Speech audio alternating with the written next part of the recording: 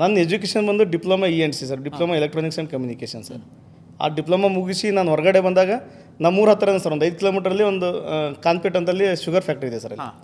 ಅಲ್ಲಿ as A casual labour ಆಗಿ ಒಂದು 6 ತಿಂಗಳು 1 ವರ್ಷ ಕೆಲಸ ಮಾಡಿದ್ದೀನಿ ಸರ್. ನಾನು ಒಂದು ಹೆಚ್ಚು ಕಡಿಮೆ ಒಂದು 3,000 ಪೇಮೆಂಟಿಗೆ ಇರ್ಬೋದು ಸರ್ ಸ್ಟಾರ್ಟಿಂಗಲ್ಲಿ. ಬಟ್ ನಾನು ಕಲ್ತಿರೋ ಪೋಸ್ಟೇ ನಂಗೆ ಸಿಕ್ಕಿರಲಿಲ್ಲ ಅಲ್ಲಿ, ಕ್ಯಾಶುವಲ್ ಲೇಬರಾಗಿ ಮಾಡಿದ್ದೀನಿ ಸರ್.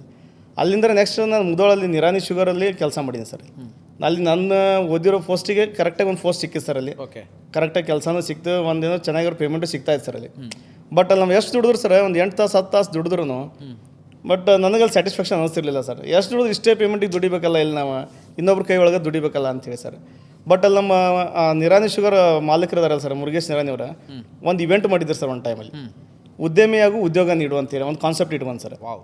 ಆ ಇವೆಂಟ್ ನಾವು ಅಟೆಂಡ್ ಮಾಡಿದಾಗ ಸರ್ ಅವತ್ತು ಒಂದು ನಿರ್ಧಾರ ಮಾಡಿದ್ವಿ ಸರ್. ನಾನು ಉದ್ಯಮಿಯಾಗೂ ಉದ್ಯೋಗ ನೀಡುವ ನಾವು ಕಾನ್ಸೆಪ್ಟ್ ಸರ್, ಫುಲ್ ಡೇ ಅದೇ ನಾವು ಇವೆಂಟ್ನಾಗ ಕುಂತು ಅದು ಹೊರಗಡೆ ಬಂದಾಗ ಸರ್, ನನ್ನ ತಲೆ ಒಳಗಡೆ ಬಂದಂಥ ವಿಚಾರಗಳನ್ನೇ ಬೇರೆ ಸರ್. ಅಲ್ಲಿಂದ ದುಡ್ದು ಕೆಲಸ ಮಾಡೋದಕ್ಕಿಂತ ಅವರೇ ಒಂದು ಕಾನ್ಸೆಪ್ಟ್ ಕೊಟ್ಟು ಒಂದು ಇವೆಂಟ್ ಮಾಡಿದ್ದೆ ನನ್ನ ತಲೆ ಒಳಗೆ ಕುಂತ್ಬಿಟ್ಟು ಸರ್, ಅದೇ ಫಿಕ್ಸ್ ಆಗಿಬಿಟ್ಟೆ ಸರ್ ನಾನು. Boss Vala, B the boss.